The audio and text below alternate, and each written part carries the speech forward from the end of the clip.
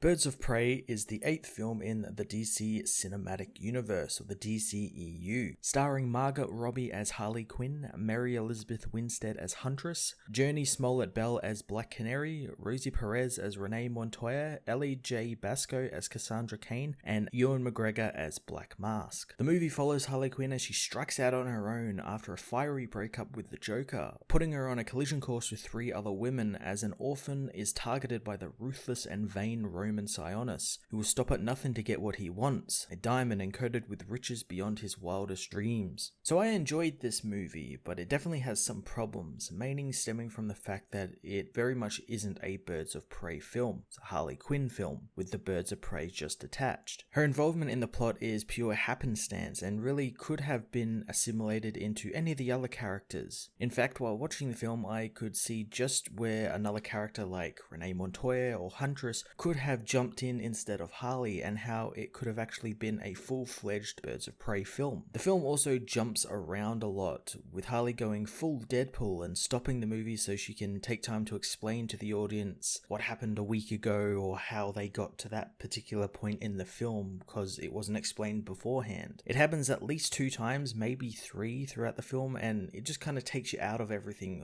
Once you're getting into a scene, you're starting to sort of get comfortable with it, then it suddenly stops and you're back into a flashback. Thanks to Harley being the main character, I felt the film just gets so tiresome thanks to her constantly running commentary and frankly obnoxious behavior. There is some funny stuff, however. I like the scene where she unwillingly gets high on cocaine and uses the rush to fight a bunch of bikers. The director Kathy Yan also plays around with Harley's former life as a psychiatrist, and she is constantly using the skills she learned in that life to diagnose people and generally annoy them, and I thought that was actually quite funny. Because Harley is the lead, many of the other characters feel underwritten, like Huntress, who's probably the most underwritten of the group. Her whole character basically boils down to being quote-unquote angry, and it feels like that was the only stage direction Mary Elizabeth Winstead was given, which is a damn shame because Huntress is a really interesting character. I really enjoyed Renee Montoya in this film. I like the idea of an older actress, especially one like Rosie Perez, playing the character that is kind of like a drunk, washed up character who is kind of sick of being fucked over by the GCPD. It was really interesting. Black Canary was also really great as the lounge singer at Roman Sionis' club, and I would love to see this version of the character meet a movie counterpart of Green Arrow. I think that would